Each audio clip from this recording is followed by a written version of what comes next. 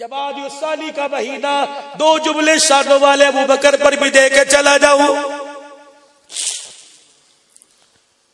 حضرت عمر رضی اللہ تعالی ایک رات بڑھیا کے دروازے پر مدینے سے باہر تشریف لے گئے۔ بل دق الباب، کال دروازے پر، انا عمر بن خطاب۔ اچھا بھائی ہوگا، بڑھیا ہوگا بھائی، کیا بات ہے؟ کہ ابا بتا کوئی کام ہو تو میں کر دوں۔ کہنے لگے چل اپنا کام کر۔ اما خیر تو ہے کہ جو آنے سے پہلے اپنے نام اور اپنے حسب نسب کا روب دکھائے وہ میرے گھر کا کام کیا کرے گا؟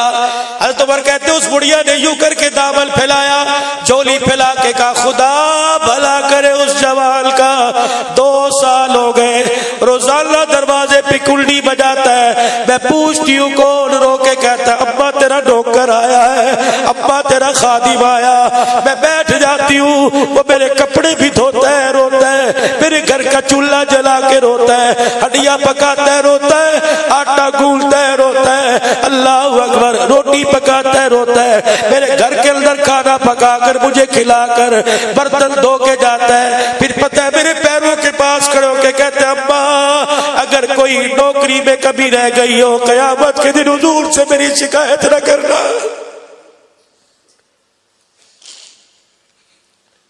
حضرت عمر پوچھنے لگے ابا تجھے اس کا نام پتا ہے؟ کہ بیٹے آج تک اس نے نام نہیں بتایا۔ سیدنا صدیق اکبر رضی اللہ تعالی عنہ ابا تجھے نام پتا ہے؟ نہیں۔ حضرت عمر نے دروازے کی چوکھٹ پہ ہاتھ لگائے کہ ابا تو نہیں جانتی میں جانتا ہوں، ابا اس کا انتظار نہ کرنا، وہ ہمیشہ کے لیے روزانہ بھر میں اپنے یار کے پاس جا کے سو گیا۔ ابا مدینے کی گلی میں اس کا نام پوچھ، ہر بچہ بڑا رو کے بتائے گا اس کا نام سیدنا صدیق اکبر رضی اللہ عنہ ہے۔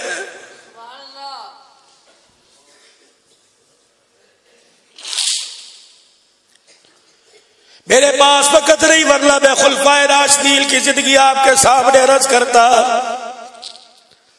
تمہیں پتہ لگتا کہ ہمارے بڑے کون تھے، ہمارے لیڈر کون تھے، ہم نے ان کو اپنا لیڈر بنایا جنہیں اپنے ایمان کا پتہ کوئی نہیں۔ اللہ نے ہمیں وہ لیڈر عطا فرمائے جن کا فرش پہ بھی چرچا ہوتا تھا، عرش پہ بھی چرچا ہوتا تھا۔ آج میرے محترم بزرگوں دوستوں، وہ لوگ کامیاب ہو کر اپنی زندگیاں گزار کے چلے گئے، گھاٹے کے سودے میں ہم پھنس گئے، سارا دل دنیا کمانے کا چکر ہے، صبح بھی شام بھی پارٹ ٹائم جاب بھی، رات کو بھی اوور ٹائم لگ رہا ہے۔ میرے بھائی دنیا اتنی سی، دن رات کما رہے ہو، آخرت اتنی بڑی، اس کے لیے بھی تو